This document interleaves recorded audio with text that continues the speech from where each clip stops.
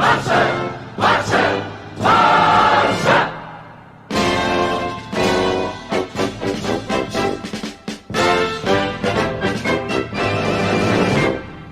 guys, welcome to Black Games United. Welcome to another video. And Barcelona 4, Sevilla 0, and Barcelona have beaten Sevilla in the best performance of the season.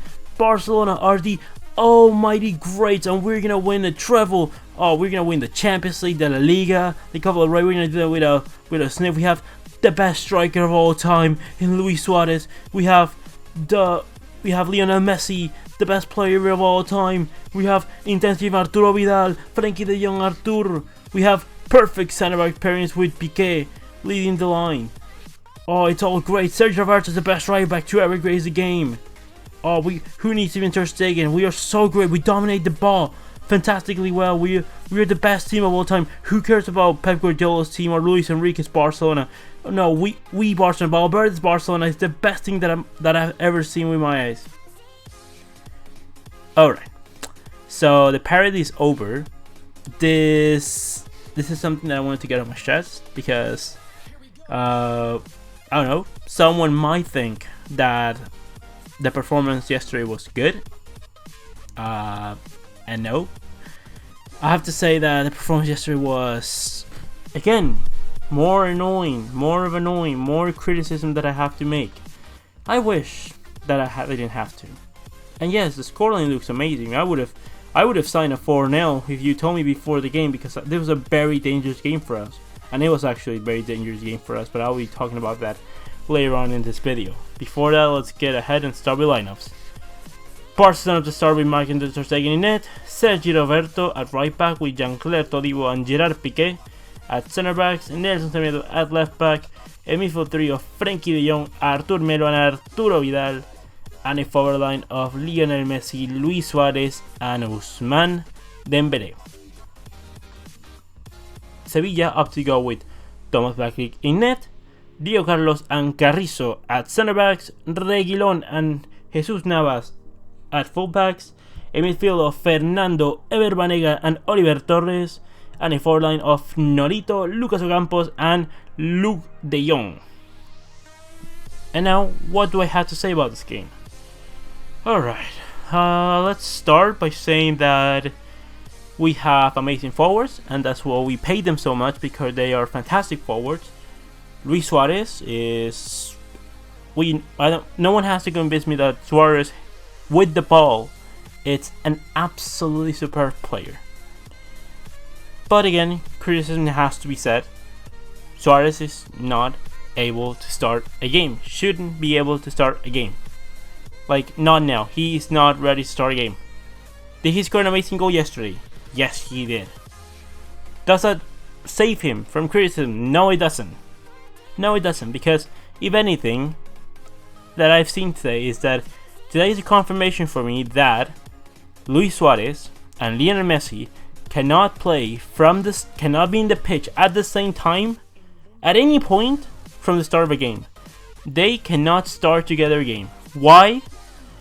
Because we're not able to press. I thought that with the corrections that we did in the likes of Arturo Vidal instead of Busquets, it was going to be fixed the way that we press, or at least it was going to be a lot better.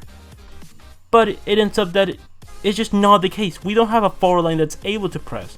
And it's actually not only Luis Suarez and Messi. Dembele himself is not a player that is superfluous at pressing. It's not his thing. It's never been his thing. Luis Suarez, it is his thing, but he's not able to do it because physically he's not already up to standard. And we don't ask that of Messi because, one, we don't want him to get injured, and second, it's much valuable to have him just contribute all in the attack.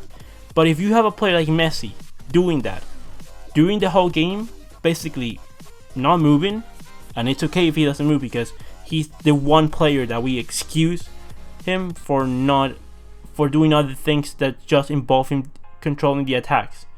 But if he does that, all the other players around him have to work an extra mile, and Suarez don't work an extra mile. Dembele is not his thing, and he needs to work an extra mile. It's still he needs to do so. We forgot how to press. The impression is that we forgot how to properly press with the ball.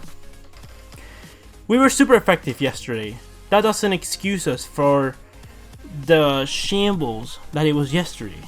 Like, before we score our first goal, we could have been 2 or 3-0 down. If Luke de Jong scores half of the chances or a third of the chances that he had yesterday, of clear-cut chances, we would have been 2 or 3-0 down before we even scored the first goal.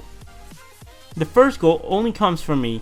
Really, really good pass from Dembele to Semedo, and puts a magnificent cross with his weak foot to Luis Suarez, and then, Luis Suarez is doing unbelievable goals. These past 3 goals have been absolutely world class. Actually, this season he's only scored world class goals. I don't remember a goal that's not been fantastic. The 2 against Valencia were absolutely fantastic. The same against Inter, and now the goal that he scored against Sevilla was absolutely phenomenal. But does that excuse Suarez for not doing anything else? Like, I didn't notice Suarez for much of the game other than that. Is he getting better though? Yes, he's pressing a bit more, but just during sporadic moments of the game. He's not pressing for the whole game like he used to be. Like, if you show me the Luis Suarez from 2014, 2015, and 2015, 2016 with this one, I can't tell you. Even if he scores 100 goals this season, it is not enough. We need more from him. We need for him to move more, to press more, to be just more alive. And the thing is that it's not that I believe that it's not that he doesn't want to.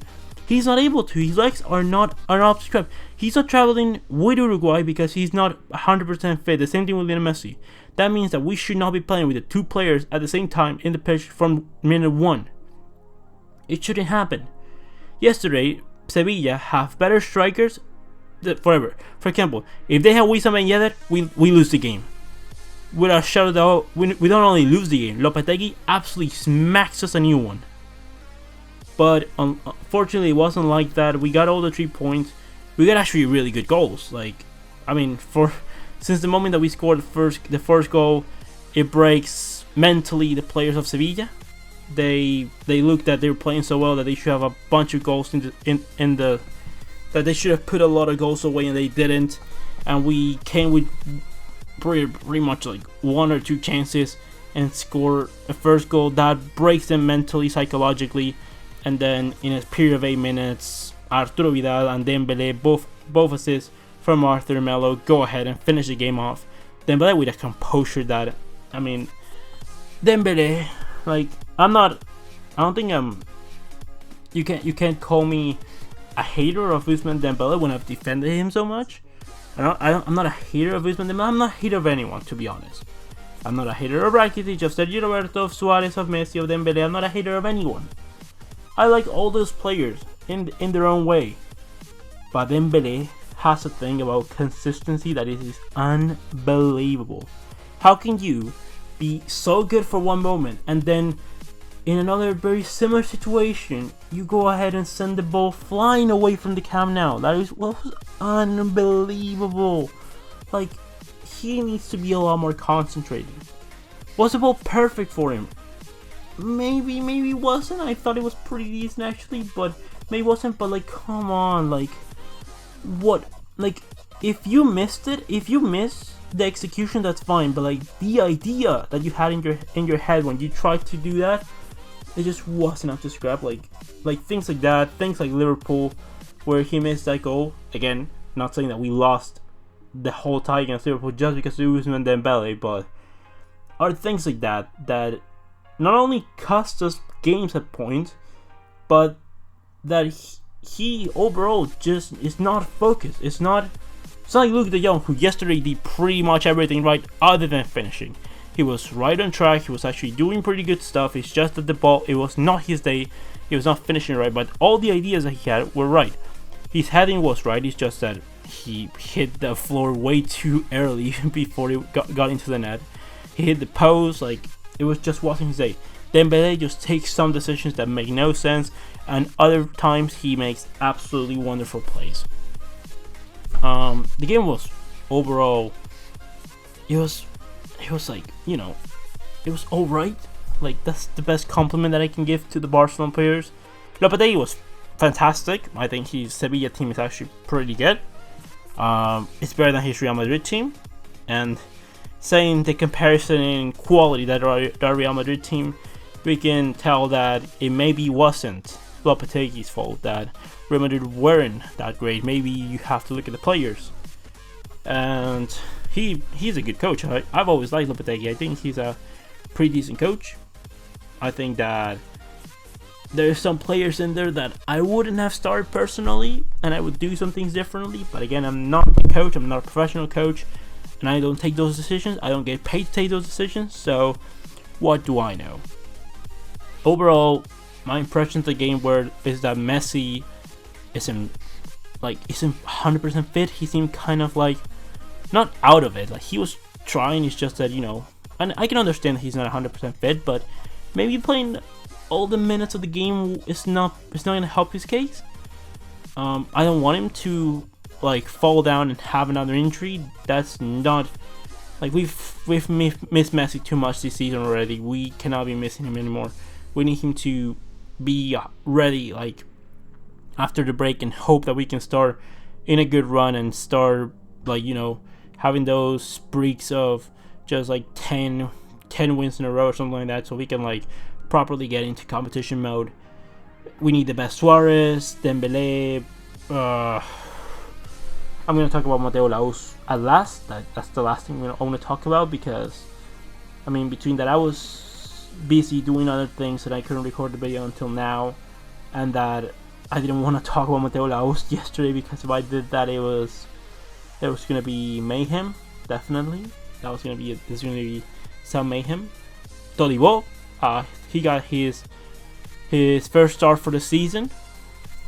He actually pretty good for someone that hasn't played pretty much anything. He played a few games. The last game that we had against Getafe, but not much other than that. He was actually pretty decent for someone that hasn't played any minutes this season, or barely any minutes this season.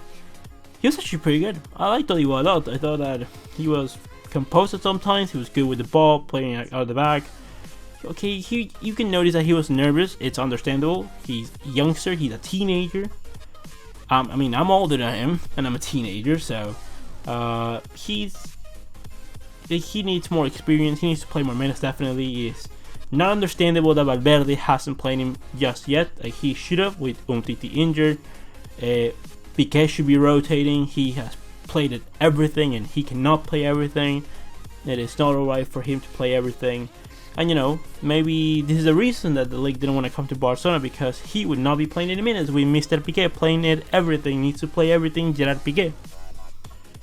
Semedo was wonderful, the best player of the game, without a shadow of a doubt. He was absolutely sensational playing that left hand side, which is not his best possession by any means. And that just reflects how good a Barcelona, how good Semedo can be with a team that works perfectly fine, and he playing in the role and the position that suits him the best, which is that right back, right wing back position. Sergio Roberto, he was alright. He was actually pretty good as a right back. The best minutes of the season, I think, for Sergio Roberto. Not that he had a overall incredible game, but he had a good game. I thought that he was actually pretty decent. But again, this is the thing. At right back, he's actually fine. He's actually pretty good at right back. But at centre midfield, he better start improving soon, or otherwise I'm gonna change my opinion on Sergio Roberto, and that we should keep him, and might consider having to sell Sergio Roberto, because if he's not gonna be able to adapt to centre midfield, then at right back we already have Semedo, we have Wagué. I think those two players have more potential than Sergio Roberto at that position, and it's something that we need, and Sergio Roberto might have to leave because of it.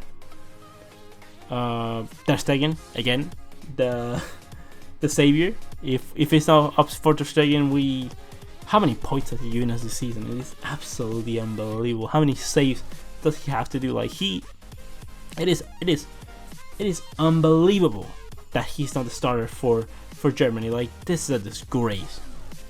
How can you explain to a whole nation that you're playing a goalkeeper by the face, that he's playing just because of who he is and not of his merits? Because You cannot tell me that that anyone in Germany thinks that Neuer is better than Ter Stegen.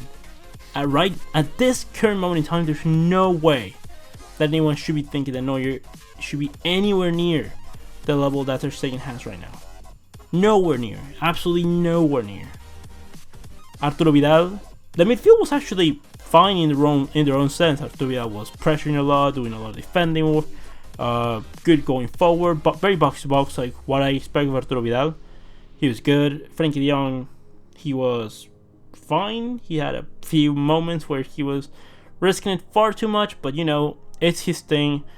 He'll get better with age. He's still young. Like we forget because he looks so good that he looks like a 30-year-old composed player, but sometimes he makes decisions that are just errors that he will correct with age. But he overall was fine. He was actually pretty good.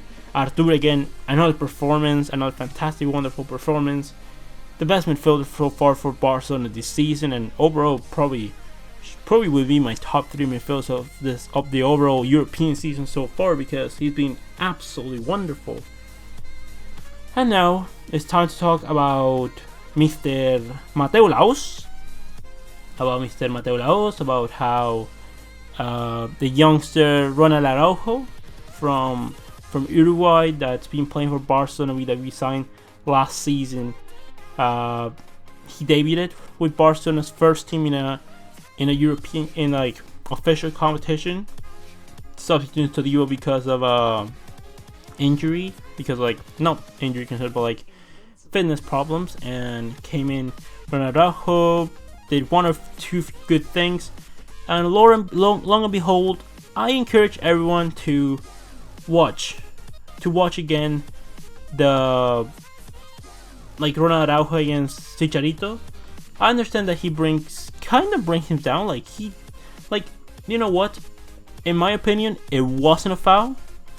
You guys can leave me your opinions. I wouldn't be able to, if you tell me that's a foul, it's on the last man. Well, yes and no, because it's not, you don't penalize the player. The rule is not that it's the last man, is that is the last man with a clear-cut opportunity against to score a goal. And that wasn't a clear-cut opportunity because Chicharito wasn't precisely on possession of the ball. He was on a contact battle with Ronald Araujo, so that wouldn't be considered a last man did challenge, at least not for that sense. So it's not even a red card. It's not even a yellow card in my opinion. Definitely not a red card. You know how Mateu Laos likes to be the protagonist of the game. He is a referee I'm not his biggest fan by any means. He's always looking to be the protagonist of the matches. The only good thing that he's done for Barcelona, and I heard this in another video that I was looking after the game, but someone said that thank you Mateu Laos for robbing us of a league title in the 2013-2014 season, because of that we won the treble the season following. I guess thank you Mateu Laos for robbing us in the game against Atletico Madrid, for disallowing a goal that was perfectly valid.